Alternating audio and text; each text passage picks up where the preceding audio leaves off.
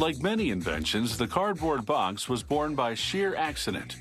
In the 1870s, an American printer by the name of Robert Gare stumbled upon the idea. By mistake, he cut a paper seed bag he was creasing with a metal ruler. Gare concluded he could create a sturdier container with paperboard.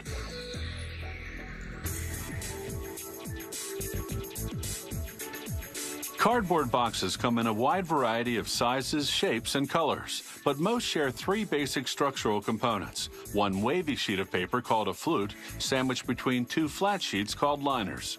Together, they form what's called a corrugated board.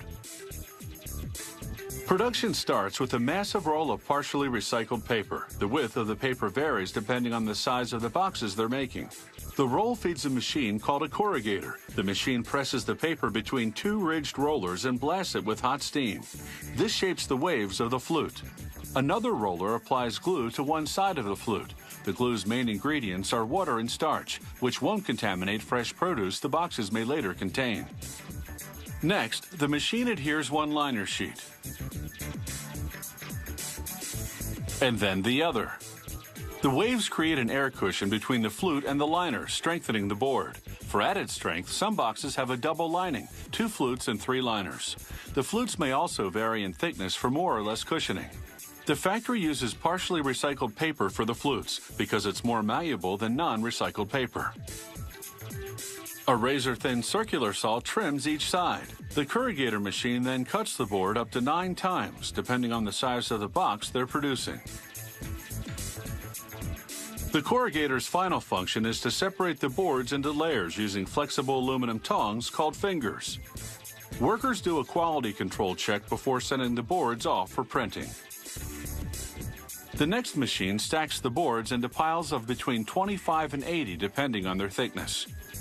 This machine also feeds one board at a time to the upcoming equipment. It does this at lightning speed, at a rate of up to 8,000 boards per hour.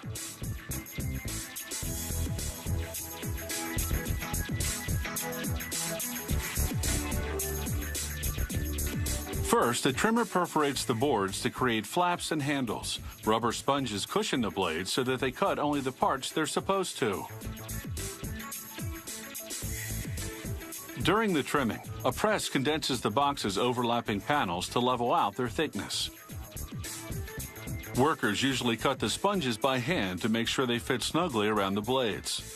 The trimmer runs at a speed of 5 miles an hour, processing up to 90 boxes per minute.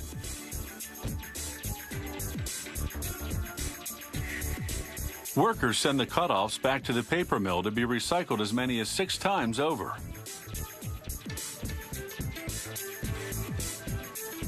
A folding machine now bends them along score lines the corrugator made earlier. It then applies cold glue to the sections that'll join together to form the box. Hot glue if the cardboard is wax coated. The next machine folds over the glued sections. They aren't visible once the box is finished. Another machine stacks the boxes in piles. A separator arm moves the bundles to trays called skids for shipping. The printing of the boxes began in the factory's ink kitchen. A computer-guided dispenser squirts out different shades of ink, following a precise recipe to create a particular color, one of 5,000 in the palette.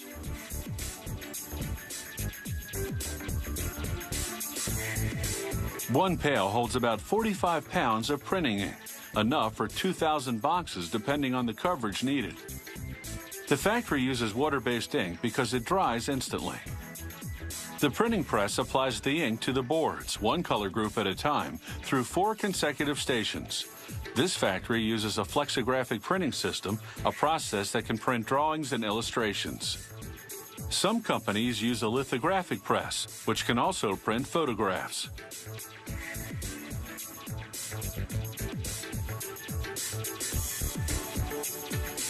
Back on the trimming line, more complicated types of box flaps and handles require what's called a flatbed trimmer. It holds the boards in place with suction while making intricate perforations. After removing the trimmed bits, workers give the boxes one last quality check. Then they stack them and send them off to the warehouse.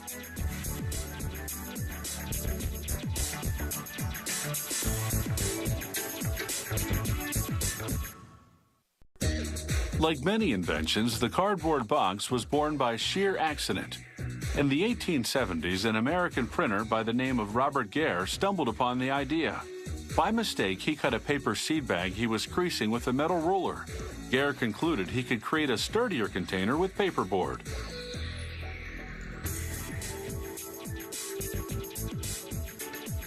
Cardboard boxes come in a wide variety of sizes, shapes, and colors, but most share three